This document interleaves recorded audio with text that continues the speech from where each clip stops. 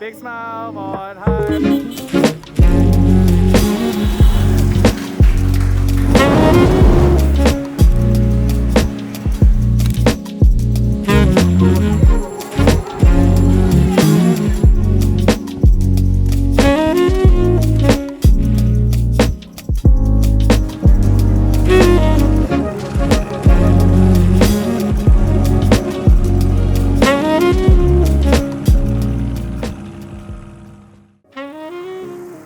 One of the really interesting things about studying abroad is it forces you to get outside of your comfort zone. And I really feel like that's the best way to grow as a person. And being in a place like Vietnam with such a rich history has really been extremely eye-opening because I've been able to see the other perspective of different historical events like the Vietnamese War, and also just learn more about the culture and heritage that's present in Vietnam.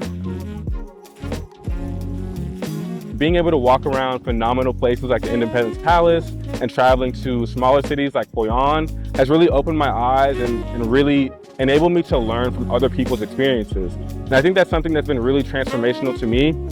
And for anyone who is hesitant or thinking about studying abroad, I 110% think that you should make that decision.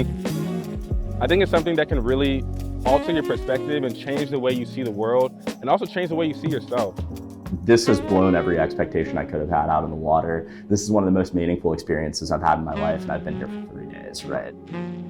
I think that my favorite part about the internship is the diversity of the people I'm working with, even when my team is 3 people big, right? My boss, Greg, is an Australian expat who's a part of the Armenian diaspora, right? So I'm learning from him about those cultures. And then Vaughn is, from Vietnam, born and raised here in Saigon. So I'm learning more about Saigon, and I'm learning more about Bhutan as well with Brother Jamsho, who's our chair of operations and one of the highest ranking monks in the country.